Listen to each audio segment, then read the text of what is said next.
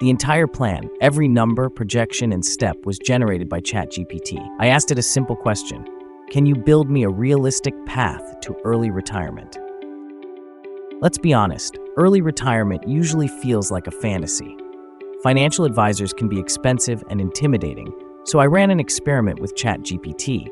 I created a realistic anonymous profile, Alex, a 35-year-old making $85,000 a year. He has debt, $15,000 in student loans, and $5,000 on a high-interest card. I prompted the AI, create a specific month-by-month debt repayment plan using the avalanche method. It found $500 to pay off the high-interest card in under 10 months. The AI also created a new, hyper-optimized budget for extreme savings, increasing Alex's savings rate from 6% to over 24% of his take-home pay. Finally, the AI laid out a clear investment strategy.